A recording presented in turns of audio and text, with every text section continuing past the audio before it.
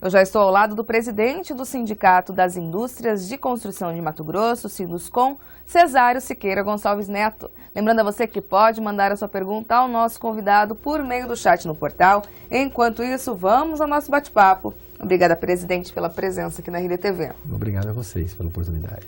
Presidente, o Sinduscon tem trabalhado muito em ações ligadas às políticas públicas. Uma delas, inclusive, foi um levantamento feito relacionado à CAB Ambiental, a CAB Cuiabá, dos prejuízos causados à construção civil. Exatamente do que se trata esse levantamento? Veja bem, o Sinduscon, como bem colocado, tem atuado nesses processos. Nós temos outros assuntos também de relevância para o município e para a categoria, entre eles a questão do esgotamento sanitário e o fornecimento de água para as habitações.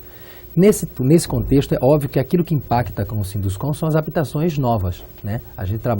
O setor trabalha as construções que estão sendo advindo para Cuiabá. E nesse momento, a gente está encontrando uma dificuldade muito grande, primeiro, de entendimento de quais são as obrigações da concessionária, essa concessão feita através de uma licitação, de um processo extremamente lícito e claro que foi há um ano e meio atrás, a CAB assumiu essas condições e ela diz que ela tem a responsabilidade de atender somente aquilo que foi diagnosticado. E a gente não sabe se esse equívoco ou no diagnóstico foi da prefeitura, foi do poder concedente ou se foi da própria CAB ao entrar num processo de licitação e não ter entendimento que uma cidade não é estanque, ela não é uma imagem fotográfica que você vai atender, ela tem um processo de crescimento bastante claro e evidente. Em Cuiabá, muito mais. Até porque a gente estava há muitos anos sem um investimento na infraestrutura da cidade, prova disso é o que nós estamos verificando com as obras da Copa, e isso oportunizou novos processos. Além disso, há um momento no país, também acontecendo em Cuiabá, da possibilidade de recursos financeiros. Nós temos vários programas, vários acessos a financiamento, acreditado o setor está. Antigamente a gente não conseguia tomar recurso para fazer financiamento de casa própria. Hoje isso é muito evidente, é muito fácil, né? Então, obviamente, esse número de unidades novas iriam acontecer, iriam eclodir. E a CAB está alegando que ela não tem condições de atender a esses empreendimentos. Além desse processo, ela está colocando que esses empreendimentos, na visão dela, na leitura dela da lei, a obrigação de fazer o investimento nessa rede seja das construtoras, das empreendedoras do processo. A gente entende que sim, aquilo que está dentro do perímetro do empreendimento é realmente obrigação da construtora. Ela não pode fazer um empreendimento, um prédio e querer que a CAB faça a estruturação física de água e esgoto daquele prédio. Ela não pode fazer um conjunto habitacional e querer que a CAB vá lá para dentro fazer a parte que é dela. Mas é preciso dessa assistência. É preciso, além dessa assistência, dessa conexão, né, muito bem afinada, nós precisamos ter uma linha de diálogo bastante clara, objetiva. Não adianta a gente ficar empurrando para lá e para cá, sem saber de quem que é essa obrigação, mas tem que ter clareza de que é o seguinte, equivocado ou não o diagnóstico, essa responsabilidade de fazer a infraestrutura da cidade, pelo menos para o plano diretor que ela tem, é da concessionária. Já foi sentado com a concessionária para que ela garanta que esses serviços de assistência ocorram ou por enquanto ainda está no viés do levantamento? Não, o serviço de assistência tem ocorrido, né? A CAB já até mencionou, ela teve 212 consultas, né? Ou seja, então ela tem um canal de consulta aberto. O problema é que dessas 212, segundo a própria CAB, 17, eu não me lembro bem o número, 17 ou 27, alguma coisa nesse sentido, tiveram respostas concedidas, transformadas em projetos. Primeiro que a gente se assusta, se eu tenho 212 consultas, ainda que seja 27 o número total de resposta, é muito baixo. O que evidencia que os outros ou afugentou, ou houve uma desistência, que se não foi pela CAB, foi por outros fatores. Mas é um alerta que a gente tem que estar atento. Tamanha a participação do sindicato na questão das políticas públicas hoje, daqui a pouquinho, o senhor tem uma audiência lá na Câmara de Cuiabá.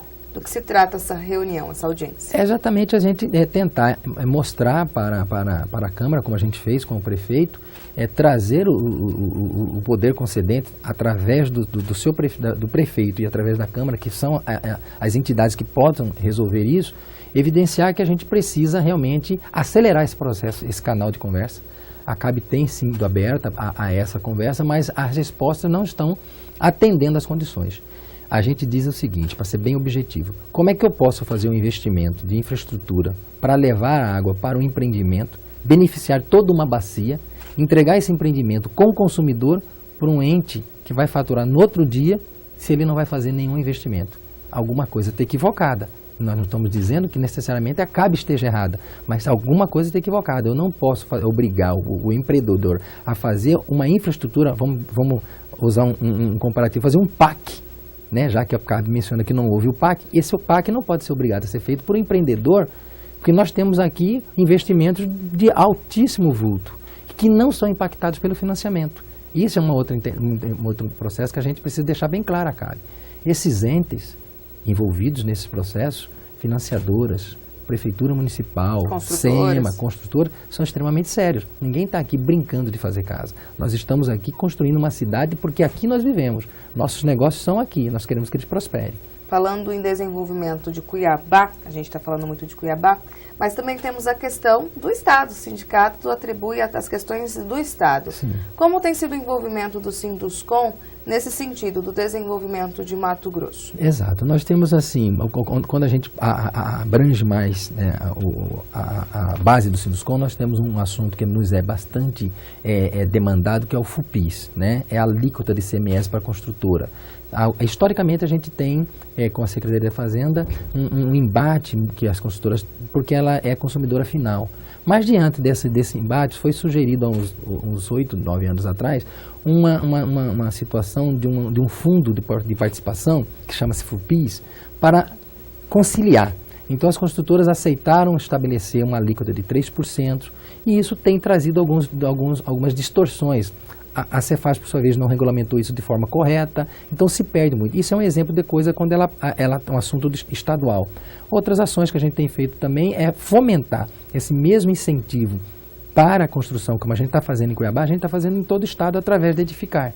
É uma feira que a gente lançou ano passado e este ano nós sabemos, daqui a 2 dias, na quinta-feira, nós temos a abertura desse evento, e ele aborda o estado inteiro. Nós temos empresas de Sinop, nós temos empresas que estão atuando em Campo Verde, várias empresas que estão atuando em todo o estado. Ou seja, nós estamos preocupados não só com a construtora, mas com o desenvolvimento da cadeia da construção do estado de Mato Grosso. E o Estado tem dado essa contrapartida na questão do desenvolvimento junto ao emprego e renda, capacitando as pessoas ligadas à construção civil, trazendo profissionais qualificados, ou ainda não? Está aquém da realidade? Bem lembrado. A gente também, uma ação muito forte do Sinduscom foi a política junto com a Federação das Indústrias e o Senai e o SESI, esses 4 entes, assim, de trabalhar o social e trabalhar a formação, né, da mão de obra. Nós tivemos, historicamente, no país, não é só no Estado, uma deficiência de investimento na formação de profissionais. Quando veio esse processo de crescimento acelerado, é óbvio e ficou evidente que a gente não teve mão de obra, nós não conseguimos ter mão de obra para atender todos os postos. E aí precisou ser oportunizado, treinamento, qualificação, e o Senai tem feito muito isso para o setor, e o governo do estado também tem participado, a Secopa tem entrado nesse processo, até porque ela é uma das geradoras de emprego e renda nesse processo, que também tem confrontado, tem contribuído com o Sinduscom na busca desse entendimento, porque o que nós vamos ter após a Copa, por exemplo, é uma oferta de mão de obra bastante vultuosa. Nós precisamos ter ocupação para essas pessoas posteriormente. É óbvio que a maioria desses trabalhadores também, e a gente volta até a relacionar isso com a CAB, ele está vindo para Cuiabá hoje trabalhar na Copa. A gente acredita que 30% a 40% desse efetivo de mão de obra vai permanecer dentro do estado, vai virar um cidadão cuiabano. E depois, onde nós vamos colocá-los? Em que casas, em que condições de moradia, sem água, sem esgoto? Então é esse que a gente precisa trabalhar. A cidade, ela não é estanque e um movimento interfere no do outro. Para encerrar nosso bate-papo, presidente, enquanto presidente do Sindicato das Indústrias e da Construção de Mato Grosso, uma questão que tem sido colocada nos últimos dias é a questão dos incentivos fiscais para as indústrias do estado. Alguns defendem, alguns não defendem a prorrogação por mais 20 anos do jeito que está. Certo. O sindicato entrou nesse mérito? A gente debateu isso no sindicato, debate isso na Federação das Indústrias, que é a casa onde estão todos os sindicatos aportados, né? A gente entende que nós temos que ter com clareza a seguinte situação. Nosso estado, ele é muito distante do centro produtivo industrial, tá? A construção civil, ela é bem demandada por isso. Tudo que a gente faz aqui, a gente tem cimento, areia e brita. No demais, a grande maioria, tijolo, materiais básicos são aqui. mas o demais está vindo de fora, né? Nós não temos uma indústria de esquadria, nós não temos uma indústria de elevadores, nós não temos uma indústria de acabamentos. Então a gente entende que se a gente ir competir com o estado de São Paulo e os outros estados sem a imposição de incentivos, ainda que isso demande perda de receita, é um equilíbrio que tem que ser buscado. Eu perco receita, mas eu gero emprego e eu gero possibilidades. Então o Sinduscom é a favor dessa política de incentivo, desde que ela seja uma política equilibrada e para o setor. Eu não posso ter política de incentivo para o setor da construção e pegar aquele fundo de recurso e ele não desenvolver um processo para toda a cadeia. Tem que ter treinamento, qualificação de mão de obra para o setor. Se essa política de incentivo da área agrícola, tem que ter uma política para... Tem que ser para cada, no fundo, para cada área. Acho que isso de fato tem acontecido. Tem acontecido. Então a gente precisa se esclarecer. Atirar a pedra é muito fácil. A gente precisa aprofundar na discussão e de forma desarmada.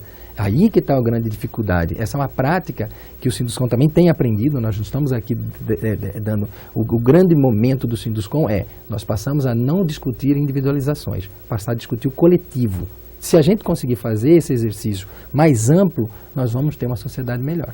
Tá certo, presidente. Obrigada então pela presença aqui na RDTV. Obrigado a vocês.